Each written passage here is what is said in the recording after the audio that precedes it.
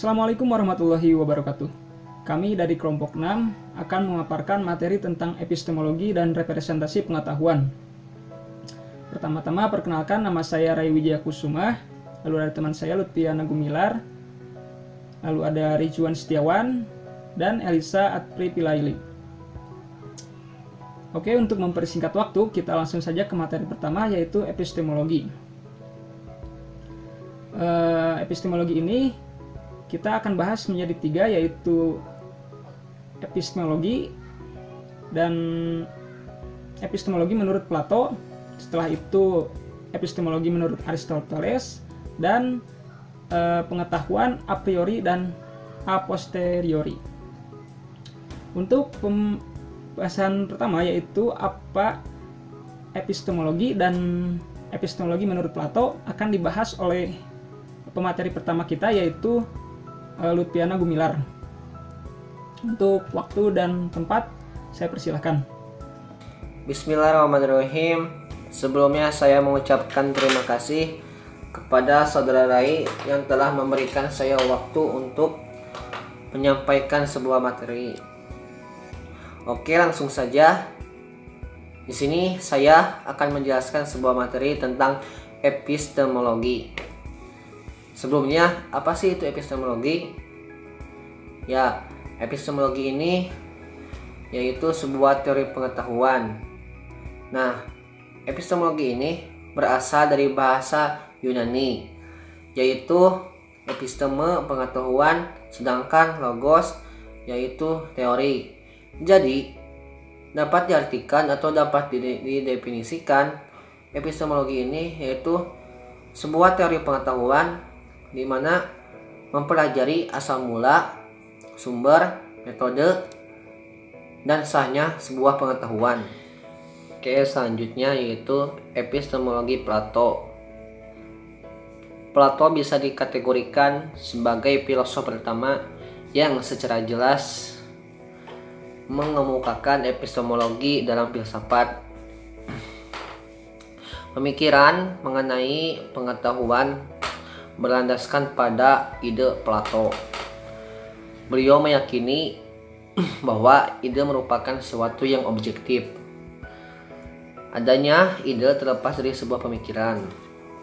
Lalu, Plato membedakan antara knowledge dan true belief. Pada awalnya, ia menjelaskan bahwa doktrin epistemologi merupakan suatu penjelasan pengetahuan manusia tentang kebenaran a priori. Sedangkan pada Phaedo, Plato menggunakan doktrin epistemologi untuk menjelaskan bagaimana kita melihat hal-hal yang dapat diindrai. Sebagai contoh, dari bentuk-bentuk dengan mengingat jiwa tentang apa yang sudah diketahui dan apa yang tidak dapat diketahui dari pengalaman indera. Oke, segitu saja untuk penjelasan materi epistemologi. Selanjutnya saya serahkan kepada saudara Rai. Terima kasih kepada saudara Lutfi yang sudah menyampaikan tentang materi epistemologi dan epistemologi menurut Plato. Lalu selanjutnya untuk materi kedua, yaitu epistemologi menurut Aristoteles, yang akan disampaikan oleh pemateri kedua, yaitu Rijuan Setiawan. Waktu dan tempat saya persilahkan. Assalamualaikum warahmatullahi wabarakatuh. Saya Rijuan Setiawan. Di sini saya akan menjelaskan mengenai epistemologi dari Aristoteles ataupun Plato dan juga Plato. Namun di sini yang saya akan melanjutkan yaitu mengenai pembahasan epistemologi menurut Aristoteles pada tahun 384 sampai 322 Masehi. Aristoteles menyatakan bahwa pengetahuan bersifat universal, namun berbeda dengan Plato. Universal yang dimaksud mesti inherent dalam hal-hal yang khusus. Aristoteles menolak gagasan Plato tentang dunia universal yang terpisah. Pengetahuan bersifat universal melalui bentuk-bentuk. Maka pengetahuan yang dapat dideskripsikan dalam penilaian harus mencakup suatu pengertian, suatu hubungan esensial di antara bentuk-bentuk. Oleh karena itu, konsepsi pengetahuan Aristoteles dalam pengertian yang menyeluruh adalah pengetahuan saintifik. Bagi Aristoteles, pengetahuan merupakan keteraturan, sedangkan pengalaman indera tanpa keteraturan bukan merupakan pengetahuan. Lebih lanjut, Aristoteles berpandangan bahwa tiap indera dipengaruhi cara yang khusus, sehingga tiap indera memiliki rasa khusus terhadap objeknya. Misal, mata mempunyai warna, telinga mempunyai bunyi, dan lain-lain. Aristoteles lebih lanjut menyatakan baik yang dapat diindra secara khusus seperti warna maupun yang dapat diindra secara umum seperti bentuk dipandang sebagai hal yang esensial bagi pasca indra masing-masing. Kemudian Aristoteles berpandangan bahwa pengetahuan baru dapat dihasilkan melalui dua jalan, yaitu induksi dan deduksi. Induksi adalah metode pendapatan pengetahuan yang berpijak pada hal-hal khusus, lalu menghasilkan pengetahuan yang umum. Sedangkan deduksi adalah metode pendapatan pengetahuan yang berpijak pada hal-hal umum atau universal, lalu menghasilkan pengetahuan yang khusus atau praktikular. Dari kedua cara kerja ataupun metode tersebut, Aristoteles lebih condong pada metode induksi. Menurutnya, kita tidak mungkin menangkap hal-hal universal selain dengan jalan induksi. Menurut Aristoteles, pengetahuan ilmiah tidak hanya bersifat dari memahami dan merumuskan hal universal dari hal-hal praktikular, tapi juga mampu mengidentifikasi sebab. Ada 4 sebab yang membuat sesuatu itu menjadi ada ataupun eksis. Yang pertama, sebab materi. Misalnya kayu dibentuk menjadi kursi. Kedua, sebab bentuk. Seperti bentuk kursi. Ketiga, sebab penyiap. Dari materi kayu dibentuk menjadi kursi. Keempat, sebab tujuan. Seperti orang membuat kursi bertujuan untuk agar kursi menjadi tempat duduk. Terima kasih kepada Saudari Juan yang sudah menyampaikan tentang materi epistemologi menurut Aristoteles. Lalu selanjutnya untuk materi ketiga, yaitu pengetahuan a priori dan a posteriori, akan disampaikan oleh Elisa Adpripilaili. Dan untuk waktu dan tempat saya persilahkan. Saya di sini akan menyampaikan materi tentang pengetahuan a priori dan a posteriori. Asal kata a priori yaitu dari bahasa Latin yaitu prius yang berarti unsur-unsur, dan a berarti tidak atau sebelum. Jadi a priori adalah unsur-unsur sebelum, yaitu sebelum bertemu dengan pengalaman, dan unsur-unsur yang dimaksud adalah kategori-kategori yang dimiliki manusia yang dipakai untuk mengolah data indrawi sehingga menghasilkan pengetahuan yang sahih dan handal. Dan a posteriori yaitu juga dari bahasa Latin, a dari dan posteriori yang kemudian. Istilah a posteriori ini menunjukkan sejenis pengetahuan yang dapat dicapai hanya dari pengalaman. Maka dari itu pengetahuan bisa dirumuskan hanya setelah observasi atau eksperimen. A posteriori digunakan juga untuk memberi sifat pengetahuan yang berdasarkan pengalaman. A posteriori digunakan dalam konteks konsep-konsep seperti kontingen, probable, empiris, induksi, dapat diverifikasi, sintetis, faktual, pengalaman, dan pengamatan. Istilah a posteriori ini biasanya diperlawankan dengan istilah a priori. Pengetahuan a priori dalam filsafat barat sejak zaman Immanuel Kant, pengetahuan yang tidak tergantung pada semua pengalaman tertentu. Berbeda dengan pengetahuan posteriori yang berasal dari pengalaman. Tetapi pengertian ini a priori sering disebut sebagai pendekatan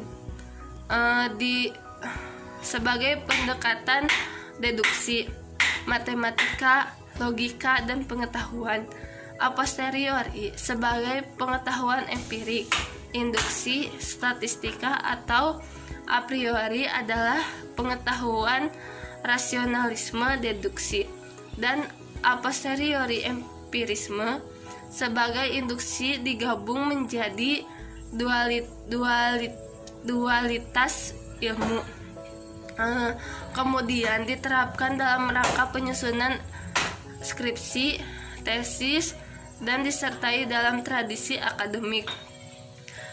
Kedua pengetahuan ini disebut memiliki nilai apa yang disebutkan memahami, menjelaskan, meramalkan, dan mengontrol fenomena-fenomena.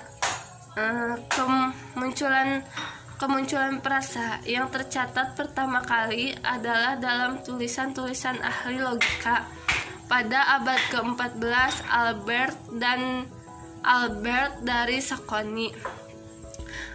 Di sini argumen a priori dikatakan dari sebab ke akibat, dan a posteriori menjadi dari akibat ke sebab.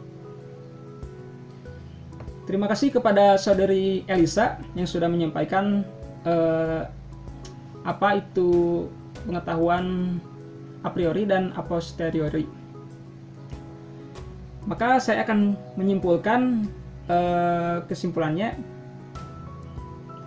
yaitu epistemologi juga disebut teori pengetahuan. Epistemologi dapat didefinisikan sebagai cabang filsafat yang mempelajari asal mula atau sumber, struktur, metode, dan sahnya pengetahuan. Lalu epistemologi menurut Plato, menurutnya pemikiran mengenai epistisme atau pengetahuan berlandaskan pada pandangan ide. Ia meyakini bahwa ide merupakan sesuatu yang objektif. Adanya ide terlepas dari subjek yang berpikir. Dengan kata lain, ide tidak diciptakan oleh pemikiran individu, tetapi pemikiran itu tergantung dari ide-ide atau banyak ide. Lalu ada juga epistemologi menurut Aristoteles. Aristoteles menyatakan bahwa pengetahuan bersifat universal. Namun berbeda dengan Plato, universal yang dimaksud mesti inherent atau hal-hal yang khusus. Aristoteles menolak gagasan Plato tentang dunia universal yang terpisah. Aristoteles berpandangan bahwa tiap indera dipengaruhi cara yang khusus, sehingga tiap indera memiliki rasa khusus terhadap objeknya. Misalnya mata mempunyai warna, telinga mempunyai bunyi, dan sebagainya. Kemudian, Aristoteles berpandangan bahwa pengetahuan baru dapat dihasilkan melalui dua jalan, yaitu induksi dan deduksi. Induksi adalah metode mendapatkan pengetahuan yang berpijak pada hal-hal khusus, lalu menghasilkan pengetahuan yang umum. Sedangkan deduksi adalah metode mendapatkan pengetahuan yang berpijak pada hal-hal umum atau universal, lalu menghasilkan pengetahuan yang khusus. Lalu pengetahuan a priori dan a posteriori. A priori adalah unsur-unsur sebelum, yaitu sebelum bertemu dengan pengalaman, dan unsur-unsur yang dimaksud adalah kategori-kategori yang dimiliki manusia yang dipakai untuk mengolah data indrawi sehingga menghasilkan pengetahuan yang handal. A posteriori merupakan sejenis pengetahuan yang dapat dicapai hanya dari pengalaman. Maka dari itu, pengetahuan bisa dirumuskan hanya setelah observasi atau eksperimen.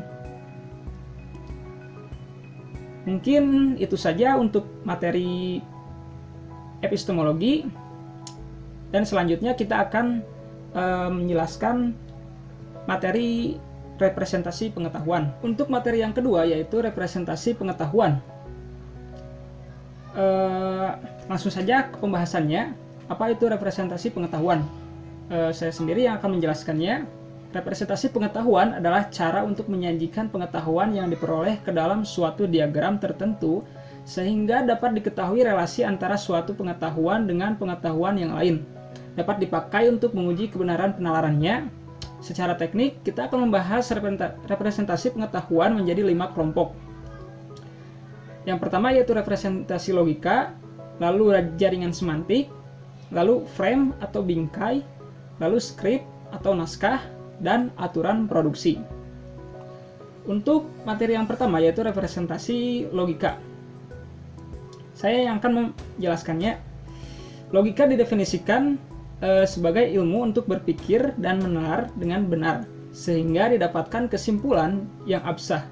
Tujuan dari logika memberikan aturan-aturan penalaran, sehingga orang dapat menentukan apakah suatu kalimat bernilai benar atau salah. Representasi logika dibagi menjadi 2, yaitu propositional logic atau logika proposisi. Yang kedua, predikat logic atau logika predikat.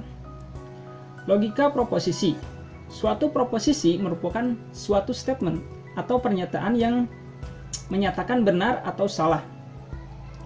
Dalam logika proposisi, fakta dilambangkan menjadi simbol. Misalnya P, Q, dan R, huruf-huruf besar. Lambang-lambang tersebut dihubungkan dengan relasi-relasi logika, seperti tabel operator logika. Di sini ada operator N, simbolnya yaitu U besar terbalik, lalu P besar terbalik, dan simbol dan. Lalu operator OR, simbolnya U besar, lalu P, dan plus. Untuk operator NOT, simbolnya strip, tapi seperti bendera. Lalu ada operator implis, simbolnya arah ke kanan. Untuk logika predikat. Pada logika predikat, proposisi dibedakan menjadi argumen atau objek dan predikat atau keterangan. Penulisan proposisi dalam logika predikat dapat dinyatakan seperti ini. Predikat di dalam kurung argumen pertama, argumen kedua, argumen ketiga, lalu selanjutnya. Contohnya, proposisi Budi bermain bola. Bentuk logika predikatnya, keterangan bermain, di dalam kurung argumennya Budi bola. Seperti itu. Untuk jaringan semantik dan frame atau bingkai akan dijelaskan oleh pemateri kedua yaitu Elisa. Untuk waktu dan tempat saya persilahkan. Saya di sini akan menyampaikan materi tentang jaringan semantik dan frame. Jaringan semantik. Konsep jaringan semantik diperkenalkan pada tahun 1968 oleh Ross Qualitian. Jaringan semantik merupakan teknik referensi kecerdasan buatan klasik yang digunakan untuk informasi profesional menurut Giaranto dan Riley pada tahun 1994. Yang dimaksud dengan informasi profesional adalah pertanyaan yang mempunyai nilai benar atau salah. Informasi profesional merupakan bahasa deklaratif karena menyatakan fakta. Referensi jaringan semantik merupakan penggambaran grafis dari pengetahuan yang memperlihatkan hubungan hierarkis dari objek-objek. Penghubung digambarkan dengan panah berarah dari panah berarah dan diberi label untuk menyatakan hubungan yang direpresentasikan. Frame atau bingkai. Frame adalah kumpulan pengetahuan tentang suatu objek tertentu, peristiwa, lokasi, situasi, dan lainnya. Frame berupa ruang-ruang yang berisi atribut-atribut mendeskripsikan pengetahuan. Pengetahuan yang termuat dalam slot dapat berupa kejadian, lokasi, situasi, ataupun elemen-elemen lainnya. Prem digunakan untuk merepresentasikan pengetahuan deklaratif. Menurut Giaranto dan Riley pada tahun 1994, prem digunakan untuk merepresentasikan pengetahuan dengan berdasarkan karakteristik yang dikenal yang menjadi pengalaman. Prem mudah untuk membuat inferensi tentang objek, peristiwa atau situasi baru karena prem menyediakan basis pengetahuan yang ditarik dari pengalaman. Terima kasih kepada saudari Elisa yang sudah menjelaskan jaringan semantik dan frame. Untuk materi yang ketiga yaitu Lutfi untuk menjelaskan skrip naskah atau naskah. Waktu dan tempat saya persilahkan. Oke, selanjutnya saya akan menjelaskan materi tentang skrip ataupun naskah. Skrip adalah representasi pengetahuan yang dimana menggambarkan suatu urutan kejadian. Nah, skrip ini mempresentasikan pengetahuan, kemudian pengalaman, dan situasi. Selanjutnya yaitu gambaran dari skrip ini yaitu menggunakan serangkai slot yang berisi sebuah informasi seperti objek, orang, dan tindakan dalam suatu peristiwa. Skrip ini dilengkapi dengan elemen-elemen agar kita mudah memahami urutan kejadian tersebut.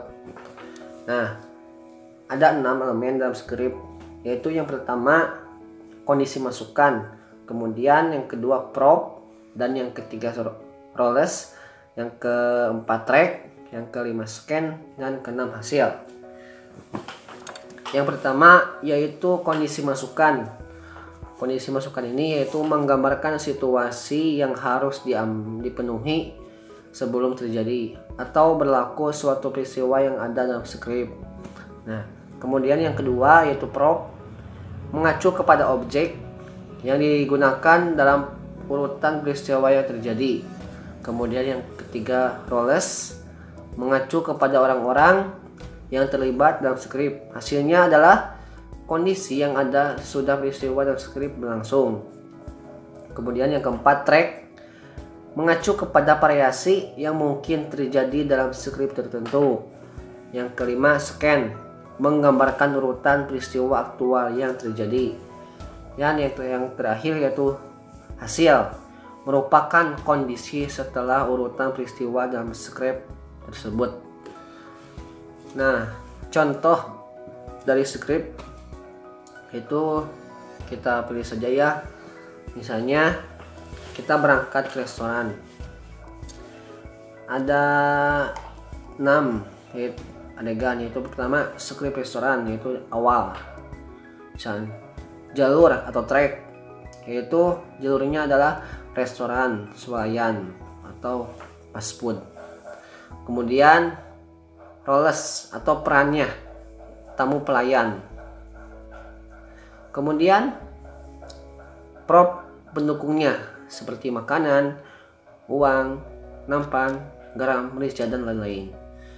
Kemudian kondisi masukan itu tamu lapar, tamu punya uang. Nah, yang kedua yaitu adegan scan. Adegan atau scan yang pertama yaitu masuk. Adegan yang masuk yaitu pertama tamu parkir mobil atau motor. Jadi pertama-tama ya si tamu atau si yang akan masuk ke restoran itu parkir dulu. Kemudian tamu masuk restoran. Kemudian tamu tersebut antri dan tamu membaca menu untuk memesan makanan. Selanjutnya adegan kedua yaitu pesanan. Yang ketiga adegan pesanan, yaitu pertama tamu memberikan pesanan kepada pelayan. Kemudian pelayan mengambil pesanan dan meletakkan makanan di atas baki. tamu membayar. Kemudian keempat, adegan ketiga memakan. Tamu mengambil sedotan, serbet, sendok dan yang lainnya. Kemudian tamu membawa baki makanan ke meja kosong. Tamu makan. Kemudian yang kelima, adegan keempat yaitu pulang. Tamu membersihkan meja, tamu membuang sampah, tamu meninggalkan restoran, kemudian tamu naik mobil dan pulang. Kemudian yang keenam yaitu hasil skrip berangkat ke restoran. Yang pertama, tamu merasa kenyang. Ya, tamu merasa kenyang karena sudah makan. Kemudian uang tamu jadi habis. Ya, karena uang tersebut sudah diberikan untuk makanan tersebut. Dan yang ketiga, tamu senang. Ya, senang karena sudah makan, kemudian kenyang dan bisa bersenang-senang dengan keluarga ataupun yang lainnya. Kemudian tamu kecewa karena uangnya habis mungkin ya, atau yang lainnya. Kemudian yang terakhir yaitu tamu sakit perut, yang mungkin karena terlalu kenyang atau terlalu semangat makannya sehingga beliau sakit perut karena kekenyangan. Oke, segitu saja yang bisa saya sampaikan. Terima kasih. Selanjutnya saya serahkan kepada Rai. Ayo. Terima kasih kepada saudara Lutfi yang sudah menjelaskan skrip atau naskah. Untuk pemateri yang keempat yaitu aturan produksi yang akan dijelaskan oleh pemateri yang keempat yaitu Ridwan Setiawan. Waktu dan tempat saya persilakan. Adapun aturan yang dibuat ataupun aturan produksi, metode aturan produksi biasanya dituliskan dalam bentuk jika maka. Aturan ini dapat dikatakan sebagai hubungan implikasi dua bagian, yaitu pertama jika dan yang kedua yaitu maka.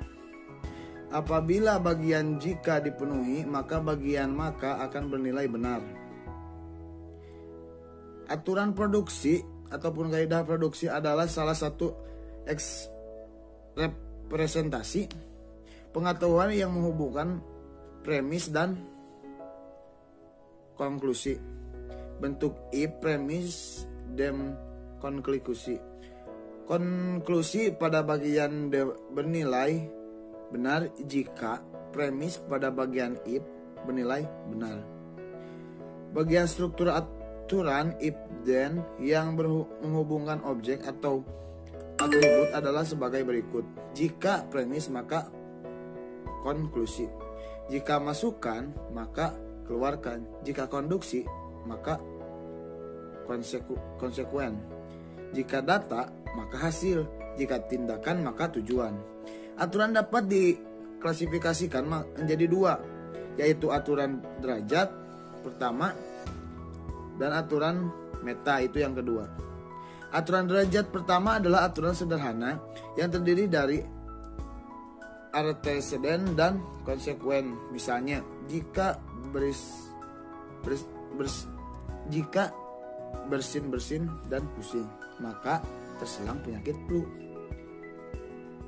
Aturan maka adalah aturan yang anteseden atau konsekuennya mengandung informasi tentang aturan yang lain. Misalnya, jika mengalami kehilangan kesadaran yang berlangsung singkat sehingga aktivitas yang sedang berjalan terhenti. Jika pengalaman kehilangan kesadaran yang berlangsung singkat sehingga aktivitas yang sedang berjalan pasti terhenti. Dan terkadang disertai dengan mata yang menatap kosong dan gerakan mikronik dari kelompok otot mata atau wajah. Otomatisme kehilangan tanus otak sehingga barang yang dipegang bisa terjatuh atau bila sedang berdiri bisa jatuh. Dan seragam berakhir dengan diikuti oleh pulihnya kesadaran. Dan berlangsung beberapa detik sampai setengah menit dan dapat berlangsung puluhan kali dalam sehari. Maka mengalami tipe sawan kelena. Terima kasih. Wallahualam. Itu mungkin sedikit penjelasan dari saya mengenai epistemologi menurut Aristoteles. Sekian dari saya, mohon maaf bila ada tutur kata yang kurang berkenan ataupun ada yang tutur kata yang salah, mohon dimaafkan. Sekian dari saya, wallahul muwaffiq ila aqwamit thoriq. Wassalamualaikum warahmatullahi wabarakatuh. Terima kasih kepada Ridwan Setiawan yang sudah menjelaskan aturan produksi. Selanjutnya, saya akan menyimpulkan materi dari representasi pengetahuan ini. Kesimpulannya, representasi pengetahuan adalah cara untuk menyajikan pengetahuan yang diperoleh ke dalam suatu diagram tertentu, sehingga dapat diketahui relasi antara suatu pengetahuan dengan pengetahuan yang lain. Dapat dipakai untuk menguji kebenaran penalarannya. Lalu ada representasi logika sebagai ilmu untuk berpikir dan menalar dengan benar sehingga didapatkan kesimpulan yang absah. Dan representasi logika ini terbagi menjadi dua, yaitu logika proposisi dan logika predikat. Logika proposisi, suatu proposisi merupakan suatu statement atau pernyataan yang menyatakan benar atau salah. Lalu logika predikat, pada logika predikat, proposisi dibedakan menjadi argumen dalam kurung objek dan predikat dalam kurung keterangan. Lalu jaringan semantik. Konsep jaringan semantik diperkenalkan pada tahun 1968 oleh Ross Quillian. Representasi jaringan semantik merupakan penggambaran grafis dari pengetahuan yang memperlihatkan hubungan hierarkis dari objek-objek. Penghubung digambarkan dengan panah berarah dan diberi label untuk menyatakan hubungan yang direpresentasikan. Lalu ada frame atau bingkai. Frame adalah kumpulan pengetahuan tentang suatu objek tertentu, peristiwa, lokasi, situasi, dan lainnya. Frame berupa ruang-ruang yang berisi atribut untuk mendeskripsikan pengetahuan-pengetahuan yang termuat dalam slot, dapat berupa kejadian, lokasi, situasi, ataupun elemen-elemen lainnya. Lalu ada skrip atau naskah. Skrip adalah representasi pengetahuan yang menggambarkan urutan kejadian.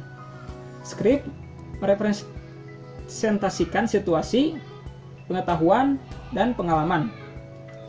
Gambaran urutan peristiwa dalam skrip menggunakan serangkaian slot yang berisi informasi tentang objek, orang, dan tindakan dalam suatu peristiwa. Adapun elemen dalam skrip yaitu kondisi masukan, lalu yang kedua prop, yang ketiga roles, yang keempat track, yang kelima scan, yang keenam hasil. Lalu ada aturan produksi atau kaidah produksi. Aturan produksi adalah salah satu representasi pengetahuan yang menghubungkan premis dengan konklusi. Bentuknya if atau jika sebagai premis. Lalu then dalam artian maka sebagai konklusi. Mungkin itu saja pembahasan materi dari epistemologi dan representasi pengetahuan. Mungkin itu saja pembahasan dari kelompok kami tentang materi epistemologi dan representasi pengetahuan. Mohon maaf bila masih banyak kekurangan dalam penyampaian kami, karena saya sendiri masih dalam tahap belajar. Mungkin sekian dan terima kasih. Wassalamualaikum warahmatullahi wabarakatuh.